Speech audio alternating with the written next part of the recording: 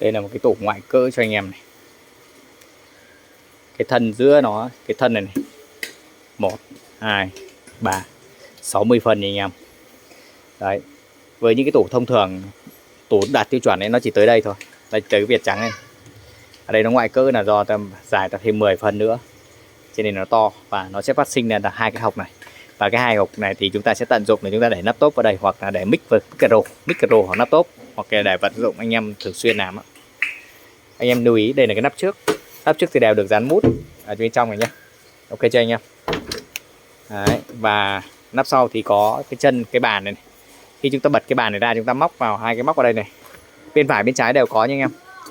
Đấy, hai cái móc này. Đó, thì chúng ta sẽ tạo ra một cái bàn để chúng ta để những thiết bị khác lên.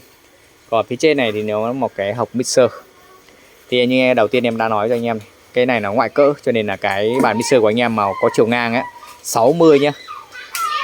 60 hoặc gần 60 thì lấy cái tủ như này là hợp lý này. Đấy. Giá cũng rất là rẻ thôi anh em.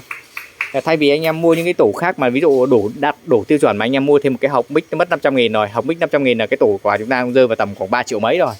Thế thì cái tủ này nó chỉ có 3 triệu thôi, là chúng ta được để cả mic này, để cả laptop này, để cả tay mic luôn này. Đấy, thế tiện không?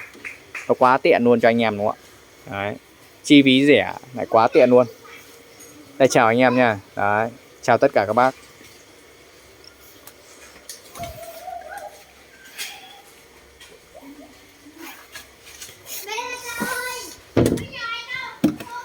Đó, có ngăn này. Đều được dán mút chống thấm nước loại tốt nha anh em. Và đây cũng vậy này, dán hết mút chống thấm nước.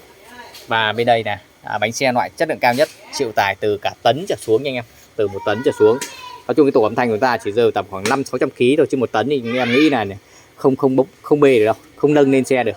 Cho nên là ở đây họ thiết kế cho bánh xe nó loại tốt nhất để cho anh em sử dụng nó được lâu dài bền bỉ nha anh em. Đấy. Đây anh em. Còn anh em mua thì anh em hãy lựa chọn những cái đơn vị uy tín để mua nha anh em. Đó.